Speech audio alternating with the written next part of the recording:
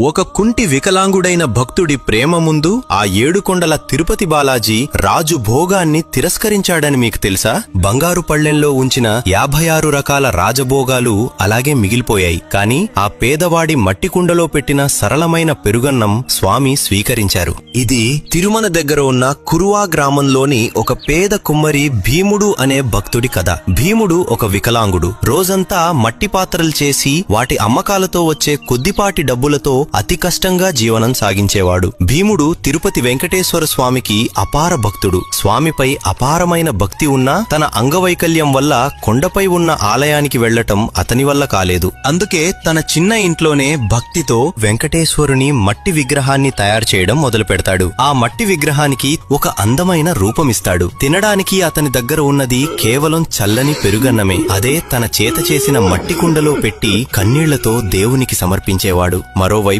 చోళరాజు తొండమాన్ గర్వంగా ప్రతిరోజు బంగారు పాత్రల్లో నెయ్యి, మేవాలు, మధురాలతో నిండిన రాజభోగాన్ని ఆలయానికి పంపించేవాడు. ఒక ఉదయం ఆలయ ద్వారాలు తెరిచిన పూజారులు చూసి వణికిపోయారు. రాజు పంపిన బంగారు పాత్రల్లోని భోగం అలాగే ఉంది, కాని స్వామి నోటిమీద పెరుగు అన్నపు గింజలు స్పష్టంగా కనిపించాయి. రాజుకు విషయం తెలిసింది. అతని అహంకారం చీలిపోయింది. నా బంగారు భోగాన్ని వదిలి ఎవరి పెరుగన్నం తిన్నాడు నా స్వామి అని కలత చెందాడు. అదే రాత్రి భగవంతుడు రాజుకు కలలో దర్శనమిచ్చి చెప్పాడు, రాజా, కురువా గ్రామంలో నా భక్తుడు భీముడు ఉన్నాడు. నీ బంగారం, నెయ్యి, మధురాల కన్నా అతని మట్టి పాత్రలోని సాదా పెరుగన్నమే నాకు ప్రియమైనది. ఎందుకంటే అందులో అహంకారం లేదు, ప్రదర్శన లేదు. ఉంది ఒక్కటే నిర్మలమైన, నిస్వార్థమైన భక్తితో నిండిన ప్రేమ. మరుసటి రోజే రాజు ఆ గ్రామానికి వెళ్లి ఆ వికలాంగ కుమ్మరి పాదాలను నమస్కరించాడు. అప్పుడే రాజు ఆదేశించాడు, ఇప్పటి నుండి భగవంతునికి సమర్పించే మొదటి నైవేద్యం మట్టి పాత్రలో ఉన్న